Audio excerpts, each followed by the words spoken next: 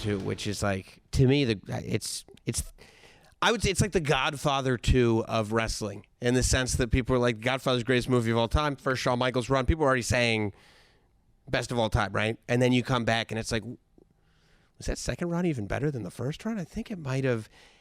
And then you look at what you did, I mean, specifically at WrestleManias, right? And I mean, the great WrestleMania matches you had anyway, whether it was with Jericho or with Kurt Angle, but like, again, that chronological order, 23, 24, 25, 26. For me, the Cena match, the Flair match, and then the 2 Undertaker matches are just like, I feel like that's almost one arc in and of itself. Like, there's a story that's told from the Cena match all the way until your retirement. Yeah. Well, so, I mean, certainly not from a television standpoint, but from a personal standpoint, yeah. For sure. Well, again, I mean, it's so much of that is, look at the guys I was in there with. You know what I mean? I mean, just really special individuals. And again, and before that, Kurt. Yeah. You know, I mean, absolutely. He's a machine, for heaven's sakes. And even Vince, you know what I mean? Yes. I mean that, he will give you his all, you know what I mean? And so it really was. I mean, I was, and it was a second chance, and they're almost at that point now, you're getting to almost cherry pick. Again, it becomes a situation of, Shawn, like in October, somebody's asking me, who you looking at? What do you think about WrestleMania? And and again, and they have their suggestions, and and again, you hear, what do you think about an angle? Like, oh, yes, that's one I know people want to see. I know that's one of the ones when you're out, you hear people talk about that they would have. Oh, it's too bad Shawn's not here. Yep. And then when John comes in and you watch his rise, and John just I don't know.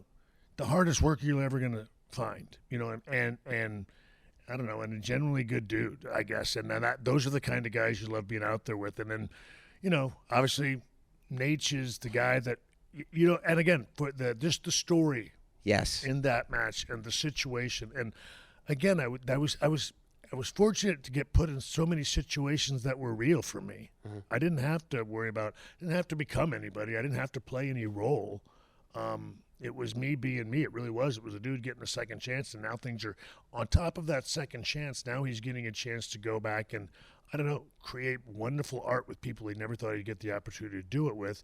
And then again, it sort of rounds out at the end with, again, sort of like, it's like an unspoken, an unconscious, but by now everybody knows the behind the scenes, and it's almost two old gunslingers on separate sides of the locker room who lived life differently from one another. You know what I mean? Both rebellious in their own way, but didn't see eye to eye. But at the same time, every time that every time they came out, out in the front lines of the city, everybody scattered like, oh God, what's going to happen? You know what I mean? Yeah. So I don't know, and it is, and we're both at a different place. So it's the kind of stuff that movies are made out of, and we were able to stumble upon that, and that's, like I said, that's why it's hard for me not to be reflective, because again, and as everybody knows, like, I feel like all those things are, in my life, whatever they're God placed. It's like, and that's why I get emotional about it, and I don't, even this run here at NXT, I don't take it for granted, because I in my life, it's, I will redeem you, young man. You know what I mean? Yeah. You know what I mean? Yeah, absolutely. I know what you did. You screwed it up and yada, yada, yada.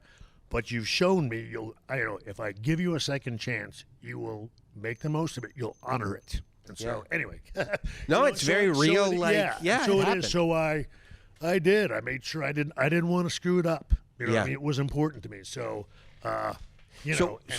was that the pressure that was the kind of, there had to be a pressure building towards the end of your career, just in terms of the level of output, right? Yeah. And the expectations that we're building.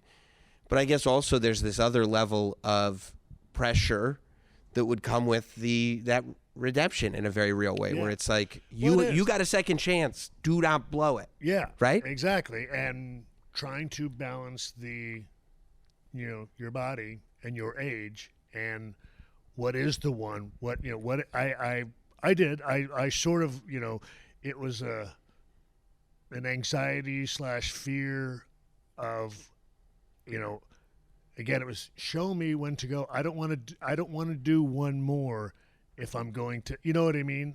If it's not your, if it isn't your will, I don't want to, because it's going so well. Again, I don't want to take advantage of it. And so to me, it was the biggest fear for me was always going out there and missing, that window, hearing it wrong perhaps, and feeling like, I go out there, I show that it's no longer there, and you go, you know what I mean? And that's why, again, I would, my family will tell you at about, early Friday, maybe late Thursday night, but early into Friday, I go into a whole, I go into a whole other place, and they don't see me again until, sort of, they see me visually, but I'm not there until Sunday when it's done. And when I came back, I would come back, and the emotion and the anxiety of going out there and having it, because I knew every time, like, oh my goodness,